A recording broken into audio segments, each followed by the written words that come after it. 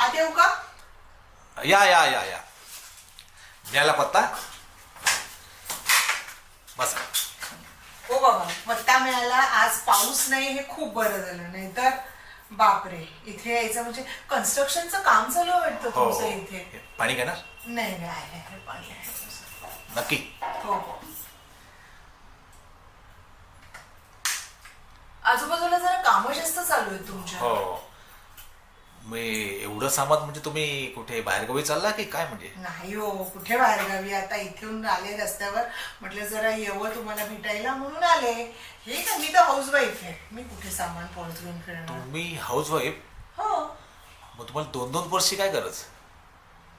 हो. मी या सहज विचारतो. पर्समध्ये माझं सामान असतं, पाणी लागतं, मोबाईल असतात, आणि परत आता मला काही भाजी बिजी घ्यायची असली तर मग ते पर्स पाहिजे ना. मला त्या प्लास्टिकच्या आणि कापडी पर्स घेऊन जायला आवडत नाही. मग जरा अशी बरी सारखी पर्स असली म्हणजे बरं पडतं, की कसं ह्याच्यात सामान टाकलं, हे टाकलं, भाजी टाकली की झालं काम. आणि तुमच्या पर्सचं वजन किती असतं? पर्सचं वजन असतं पण तरी? ठीक आहे, चालतं. एक 2-4 किलो तरी असतं. बापरे. मग सामान असतं ना, असं काय करताय? आम्ही असे हातात घेऊन आम्हाला आवडत नाही, मग ते सामान सगळं आम्ही आतच टाकतो. अरे बापरे. आणि हे म्हटलं एक सहज विचारतो, म्हणजे तुमच्या एका पर्सचं लाईफ काय असतं साधारण?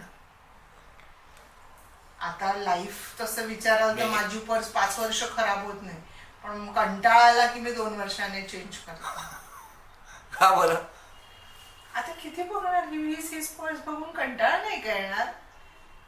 त्यामुळे माझ्या पर्सचं लाईफ 2 वर्ष, ते पण आलटून पालटून ना. मी एकच पर्स घेऊन नाही फिरत. पण मी एक सहज म्हणून विचारतो की बायकांना खरंच 2-2 पर्सची गरज असते का? म्हणजे आता मोठी एक घेतल्यावर त्या छोट्या पर्सची काय गरज आहे? मग पटकन तुम्हाला पैसे काढायचे असले तर त्या अख्ख्या पर्स मधून शोधत राहणार का?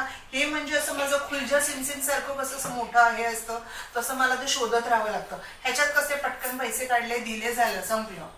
ते ना शोधाशोध करत बसायला नको, म्हणून छोटी पर्स. आणि मोठी पर्स याच्यासाठी की सगळं सामान त्याच्यात राहील. आणि मोबाईल कुठे ठेवता? नाही, त्या छोट्या पर्समध्येच ठेवतो. अच्छा. तरी पण शोधायला वेळ जातो वाजल्यावर.